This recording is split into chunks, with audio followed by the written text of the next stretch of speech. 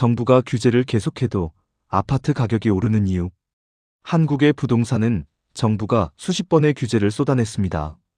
대출을 막고 세금을 올리고 다주택자를 압박했습니다. 하지만 결과는 어땠을까요? 규제를 하면 잠시 멈추는 듯 하다가 몇 년 지나면 다시 폭등했습니다. 도대체 왜 한국의 아파트는 이렇게 끈질기게 오르는 걸까요? 규제는 수요 억제책이지만 동시에 공급 억제책이다. 정부가 규제할 때 가장 먼저 하는 일은 집을 못 사게 하는 것입니다. 대출을 조이고 세금을 높이고 취득세를 강화합니다. 하지만 문제는 그 순간부터 새로운 공급도 멈춘다는 겁니다. 건설사는 분양을 미루고 재건축은 인허가가 지연되며 개발업자들은 사업을 보류합니다. 집을 사려는 사람만 막은 게 아니라 집을 짓는 사람까지 막은 것이죠. 그래서 시장의 매물은 줄고 서울처럼 땅이 한정된 지역은 희소성이 커집니다. 결국 몇 년 뒤 수요가 조금만 살아나면 공급 부족이 폭발하며 가격이 다시 튀어오릅니다. 규제는 단기적인 진통제지만 결국 장기적으로는 가격 폭등의 씨앗을 남깁니다. 돈이 갈 곳이 없다는 점도 문제입니다.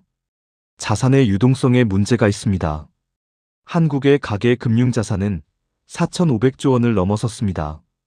은행 예금, 주식, 펀드 하지만 그 돈은 불안합니다. 주식은 오락가락하고 금리는 내렸다 올랐다 불안정합니다. 결국 사람들은 이렇게 말합니다. 그래도 부동산은 믿을 수 있다. 이 신뢰가 시장을 다시 불태웁니다.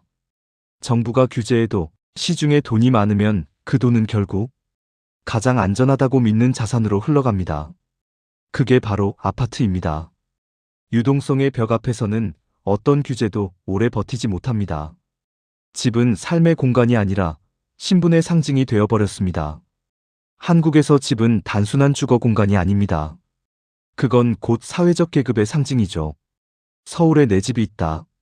이 한 문장은 안정, 성공, 신분을 모두 의미합니다.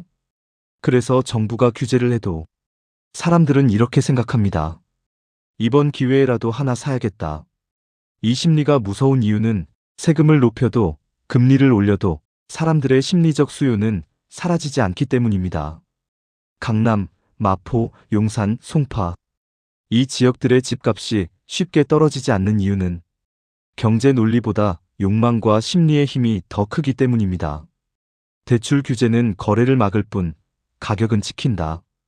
정부가 대출을 막겠다고 할 때마다 시장에서는 거래가 멈춥니다. 집을 사고 싶어도 대출이 안 나오니까요. 그런데 이게 아이러니하게도 집값을 지켜주는 역할을 합니다. 집주인들은 어차피 급매로 팔 이유가 없다며 버팁니다. 시장의 거래가 사라지면 통계상 가격은 잘 떨어지지 않습니다. 그 결과 거래는 절벽인데 가격은 유지됩니다. 이게 바로 한국 부동산 시장의 고착화 현상입니다. 규제가 가격을 떨어뜨리는 게 아니라 거래를 멈추게 만들어 가격을 고정시키는 것이죠. 공급은 시간차가 있다. 아파트는 공장 제품이 아닙니다. 오늘 발표해서 내일 완성할 수 없죠. 한 단지를 짓는 데는 인허가부터 입주까지 최소 5년에서 10년이 걸립니다. 지금 규제를 강화하면 5년 뒤 공급이 부족해지고 그때 수요가 회복되면 가격은 폭등합니다. 이게 반복됩니다. 즉, 정부의 규제는 항상 당장의 가격만 잡지만 미래의 공급을 망가뜨립니다. 결국 장기적으로 보면 집값은 다시 오를 수밖에 없습니다. 수도권 집중 현상으로 집 가격이 오르게 됩니다. 지방은 빠져도 서울은 오른다.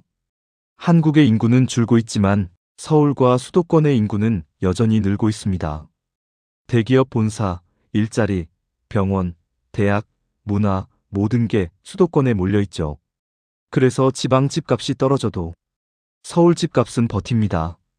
사람들은 지방에서 빠져나와 서울, 경기, 인천으로 들어오고 그 수요가 끊임없이 아파트 시장을 지탱합니다.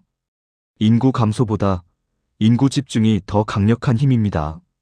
결국 다시 오른다 학습된 확신으로 인해 쉽게 가격이 잡히지 않습니다. 사람들은 이미 배웠습니다. 2006년, 2010년, 2014년, 2020년 그리고 지금까지 정부가 수십 번 규제를 했지만 결국 집값은 다시 올랐습니다. 이 학습 효과는 정부의 신뢰보다 더 강합니다. 사람들은 믿습니다. 이번에도 결국 오를 거야.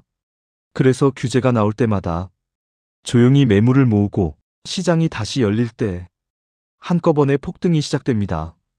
이건 단순한 경제 현상이 아니라 기억이 만든 심리적 패턴입니다.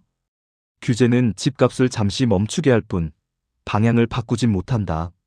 집값을 잡으려면 단순한 규제가 아니라 공급 구조, 금융 환경, 심리의 패턴까지 함께 바꿔야 합니다.